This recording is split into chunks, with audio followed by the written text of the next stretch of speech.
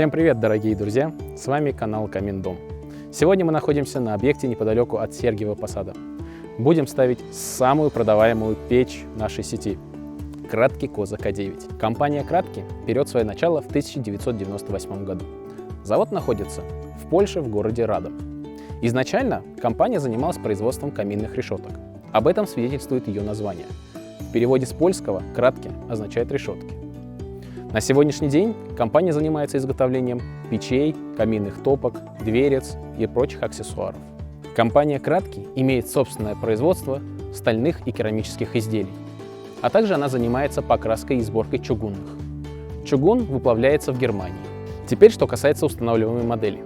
Печи серии Коза имеют самую обширную линейку среди всего производства Кратки. Бывают стальными, чугунными, вертикальными, горизонтальными, большими, маленькими, конвейерными, линейными. В общем, одним словом, на любой вкус нашего покупателя. К слову о широком выборе. Здесь вы можете посмотреть один из наших обзоров другой модели серии Коза AB-SN-ODR. На поворотной ноге стальная с керамическими вставками.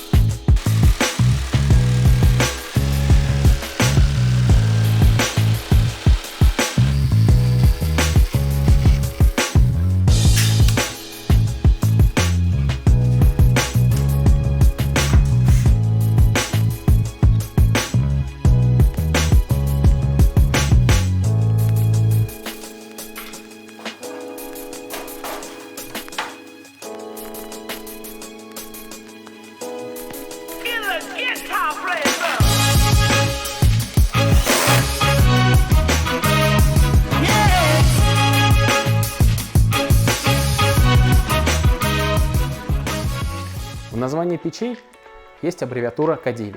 Это не что иное, как мощность нашей печи. Номинальная мощность печи составляет 9 кВт. В различных источниках вы найдете информацию, что у печи имеется мощность от 5 до 13 кВт. Вы спросите, какое из этих значений верное? На самом деле оба значения верны. Дело в том, что есть понятие минимальной, номинальной и максимальной мощности. Все дело в том, что у каждой страны свой метод расчета теплоотдачи печи. В скандинавских странах печь считают по минимальной мощности, в Польше считают по номинальной, а в странах постсоветского пространства принято считать за основу максимальную мощность печи. Оттуда все и различия. Теперь перейдем к габаритам. Печь имеет размеры 66 см в высоту, 77 в ширину и 55 в глубину. При таких габаритах вы сможете сжигать в ней поленья размером до 50 см. При единовременной закладке влезает порядка 10 кг сухой древесины. Печь полностью выполнена из чугуна, имеет горизонтальное ориентирование. Со всех сторон чугунные вкладыши, или по-другому их называют двойные стенки. У печи 3 стекла, что создает панорамный обзор. Еще одной особенностью данной печи можно отметить съемную ручку. Она намного упрощает процесс эксплуатации печи. Нам не нужна рукавичка для того, чтобы закинуть дрова, и ручка не будет никогда горячей. Но эта ручка всегда норовит пропасть, как наш пульт от телевизора. У печи имеется две регулировки. Первая – регулировка опции «Чистое стекло» и регулировка подачи воздуха на горение, которая происходит через колосник. К слову о колоснике. Колосник состоит из двух частей, изготовлен он из толстого и качественного чугуна. За все это время у нас не было ни одного обращения покупателя о приобретении нового колосника. Соответственно, вы можете забыть о всех этих проблемах про прогоревший колосник.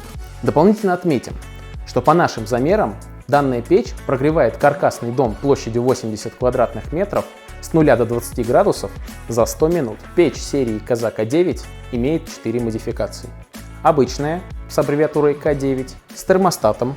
Термостат позволяет регулировать температуру, за счет чего регулируется подача воздуха на горение. С турбиной данная печь становится отопительным конвектором и с водяным контуром. позволяет подключаться к водяным батареям. Так как на нашем канале говорят правду о каминах, расскажем про минусы данной печи. Как вы уже заметили, данная печь имеет короткие ножки. Из-за этого под камином не помещаются дрова. Многие наши покупатели просят делать подиум исключительно для ножек, чтобы можно было поместить дрова. Но это выглядит на любителя.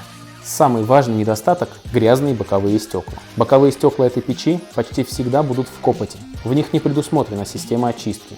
Очищаться они будут только тогда, когда закладка топки будет полная, то есть и в боковых частях двери. А теперь мы попытаемся развеять миф, странствующий на просторах интернета.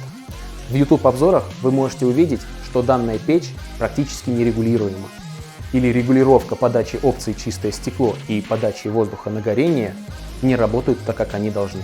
Печь не герметичная, в нее всегда поступает большое количество кислорода, вследствие чего тяга в печи большая и нерегулируемая, что единственный способ регулировать – это шибер. В принципе, все верно рассказывают коллеги по печному делу. Если установить, использовать печь так, как она пришла с завода, действительно, шибер – это единственный способ регулировать тягу. Хотя напомним, мы не рекомендуем использовать шибер как способ регулирования пламени. Еще 10 лет назад, когда печи, камины, кратки только появились на российском рынке, наши монтажные бригады после установок часто сообщали нам, что регулировка подачи воздуха у данных печей как у российских буржуек, то есть одно название. Но уже тогда нам удалось решить эту проблему. Лайфхак. В элементах регулировки между ручкой и стенкой печи нужно снять транспортировочную гайку. Именно она не дает плотно прижать заслонку к стенке печи. После того, как вы их снимете, все регулировки будут работать в полной мере. В инструкции этой информации нет.